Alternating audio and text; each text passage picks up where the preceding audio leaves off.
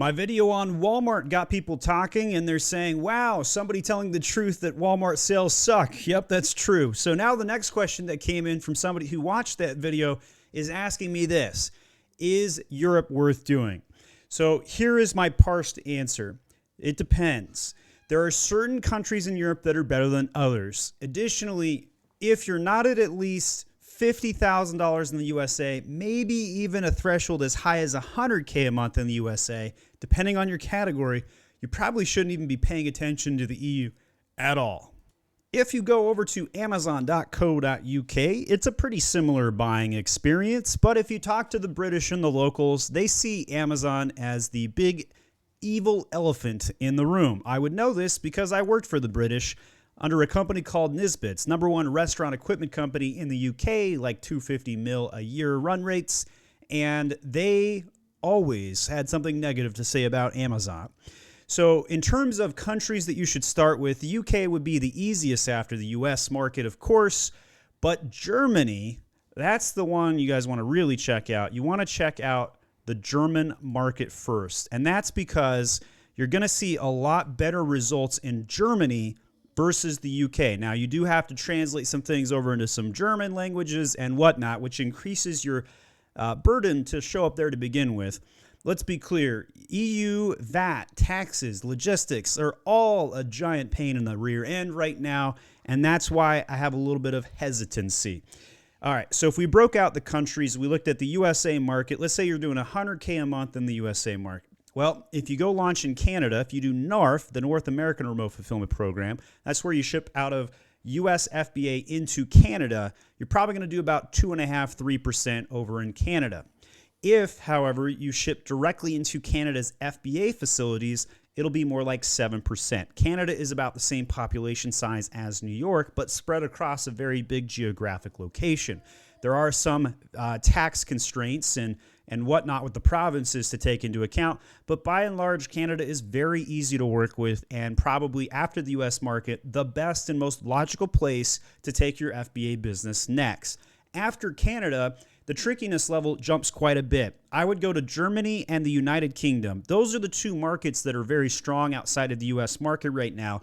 Germany market could be anywhere from 8 to 25% of your US sales. There is a big range on that particular one because some categories do really well. I have a good friend who sells New Wave swim buoy.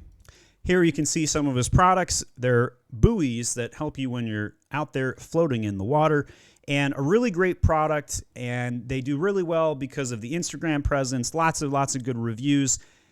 They crush it over in the German market. Really low costs per click on PPC. Same thing over in the UK market. So there's certain items that do really well. They could be a very strong proportionate amount of your sales if you go over to Europe. Other items, however, don't do as well. Anything that's specific to US market needs will see different results. There are very big cultural differences and divides. While there's a lot in common between the Western countries of the world, a la Western Europe and the United States, there are some major differences as well.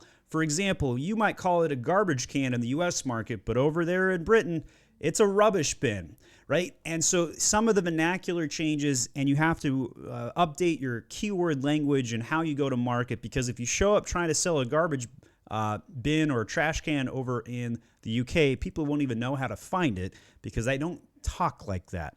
So those are the things to keep in mind when you're doing that. You know, here's the reason why I'm pretty soft on doing Europe in large, though. If Germany is the best bet and we're anywhere from 8 to 25%, and the UK is going to be around 7 or 8%, same size as the Canada, then you're taking a lot of effort for a minimal return, right? So in a best case scenario, you might get 33% of your sales in the US market by going to Europe, but your VAT, 20% there, your customs, as well as the logistics hassle of having to ship stuff from one location to another will eat that 33% up pretty fast. So you're going to have to do twice as much effort and not as much gain. And so this is why I'm pretty soft on launching in the European market. I think it's just a lot of hassle, a lot of things you have to get done, and then you're tracking multiple marketplaces. And instead of you staying in the US market where you're doing well and just say launching another product with high demand, and quite frankly, even though Amazon is entering the maturity phase right now, there's still never been a better time to launch a product on Amazon. It's more complicated, it's not passive income, but there's so many benefits to launching right now in the US market. So for those reasons, as well as language barriers, cultural barriers, VAT taxes, all that combined, I'm pretty soft on the Europe market. There are some pretty cool guys out there who help with international businesses. One of them is Kevin Sanderson. He runs Maximizing E-commerce. Whenever I get an international question I don't know the answer to, I head over to Maximizing E-commerce to ask him. He's not paying me to say this. I just really like the guy. So check out his business if you have international questions. And if you leave a comment in this video, I will send this video over to Kevin, and we will both tag team answering any international question you have. Kevin's a big fan of launching international. I'm a naysayer. So hire that guy if you want to go over to the international markets. We'll see you guys later.